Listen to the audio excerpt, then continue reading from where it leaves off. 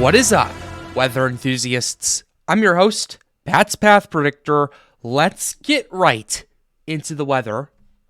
Alright, so here's the situation we have for you, ladies and gentlemen. Here's a quick brief overview of the Atlantic Ocean. We have several tropical waves that are in the main development region. We have a massive wave train across much of Africa, and we're going to continue to update you that on everything we have right here.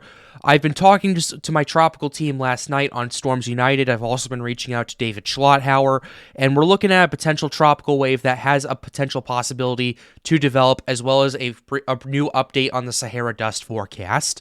So here's what we have going on right here, just a brief overview.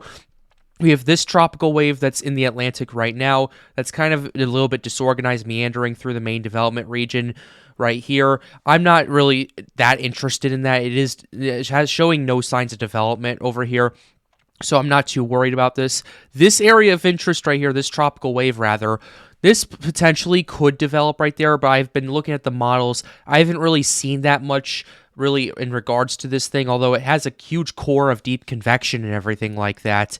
I'm not really that too concerned about that for the time being. So I'll definitely continue to monitor this, and when we get to the model runs, I'll show you why. But for now, I'm not too interested. This tropical wave is the one that I am interested in right here. This is the tropical wave that was tagged by the NHC, not by the NHC. This was what was tagged by David Schlotthauer. This is what was tagged by my tropical team on Storms United.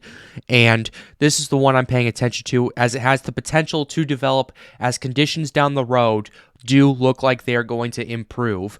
Now we're going to go ahead and go to the global sea temperatures right here. As you can see that across much of the Atlantic, especially in the Gulf of Mexico, water temperatures are really starting to warm up again. They got up to 31 plus degrees Celsius in the Gulf of Mexico. The warmer these waters get, the more fuel these systems have. And my main concern with this is the fact that as these temperatures continue to warm up, it's August 3rd right now, and we still have about a month before we reach peak heat. So my main concern is we're not ahead of schedule anymore. This is basically house money for these tropical waters right here, and my biggest concern is, okay, now we're at 31, we're at 30 degrees Celsius, we're at 86, 87, 88 degrees Fahrenheit.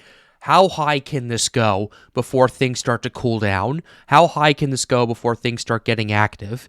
And the reason I'm concerned about that is hurricanes and tropical systems fuel off of warm water, especially this warm water right here. That increases the chances of rapid intensification, increases the chances of organization as it has more water to work with, more energy to work with. And now we're going to go ahead and show you why I'm also pretty concerned. Because with all this unchecked, we have a massive OHC pocket from basically the Gulf of Mexico all the way to the Dominican Republic of 150 plus, and from the Gulf of Mexico all the way to the main development region of 125 ocean heat content plus. 100 OHC is rocket fuel, 150 OHC is almost nuclear fuel, and anything more than that, yikes. So we're going to go ahead into the deep layer shear right here. The shear has been up and down, up and down, up and down, but it's been on a downward trend. So as we can see, much of the Caribbean Sea, the shear is pretty good. There is a huge pocket, there's a small pocket around 30 knots of wind shear right there, but the Gulf is good.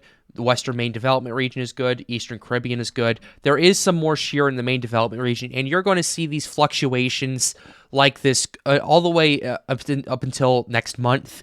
But for now, things are still on a downward trend, and this is something I am continuing to monitor right here. And if we go ahead and go to the Eastern Atlantic, kind of where those tropical waves are, well, there is some shear surrounding those waves, but that shear is expected to decrease. And we have the European run to talk about real quickly. We're going to go ahead and show you the wind shear and then get to the moisture component as time continues to go on. So here's what we have with the wind shear right here by around 72 hours out, as you can see right here.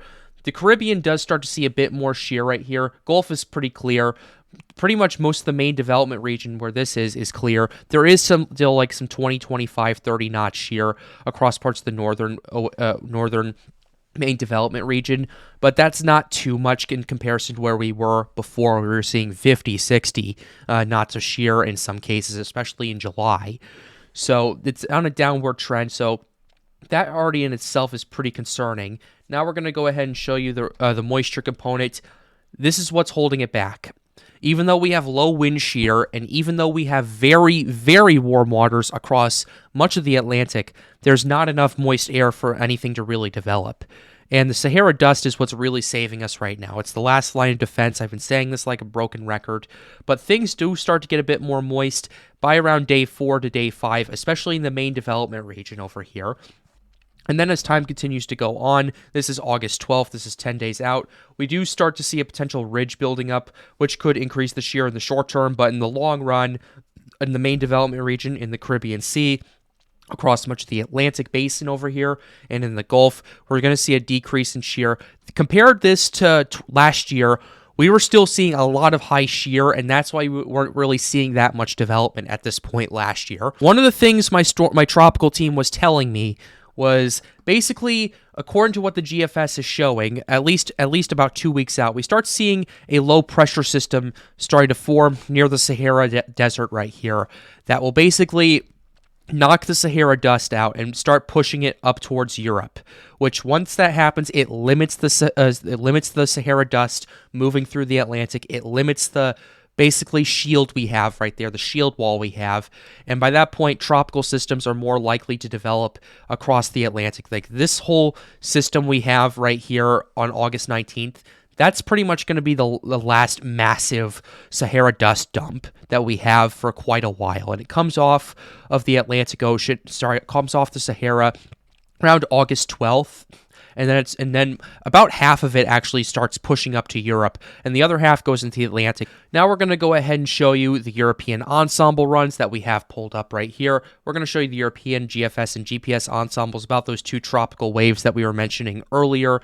And the tropical wave up front, according to the European ensemble, does have something potential, but it's mainly this back one that has been showing development, with it potentially striking the Antilles, moving through the Caribbean, and potentially strengthening, hitting the Dominican Republic, Cuba before entering the Gulf, and potentially impacting either northeastern Mexico or the United States, particularly Texas and Louisiana right there.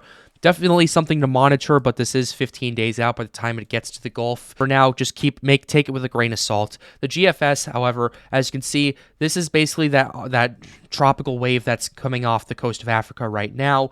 We are looking at potential development down the road. The GFS is pretty split. Majority of the models ensembles have this moving through the Atlantic basin, potentially hitting the Bahamas. Some of them actually have it hitting the Caribbean right here. And by the time it approaches the Bahamas with these ensembles, it has a potential impact on the United States right here, enters the Gulf of Mexico, potentially strengthens even more by August 16th, and then potentially makes a landfall in Texas and Louisiana right there. Definitely something to monitor. However, this is, 13 days out, so I wouldn't be too inclined to trust it right now. Now we're going to go ahead and show you the GPS ensembles just to kind of wrap this in a neat little bow. And as you can see, these two tropical waves are right here. The GPS is focusing on that tropical wave that's coming off the coast of Africa right now, and they're pretty split right here, showing potentially some going into the Caribbean, particularly north of the Antilles right here, and then potentially impacting the U.S. right there. Some of them have it staying to the east of it, while others, however, have it getting closer potentially to the Carolinas, Florida, and even some of the Caribbean centers right here split off and enter the Gulf of Mexico and potentially impact Texas and Louisiana by August 18th. Still 16 days out. We have to continue to monitor it, but I wanted to give you this update right here. But with that being said, we're going to go ahead and close the video right here. I hope you enjoyed it. Be sure to leave a like, subscribe to the channel if you are new. It helps us out, helps us make more videos like these. The goal of this channel is to get more people engaged with weather. But with that being said, have a wonderful day, guys. Stay safe.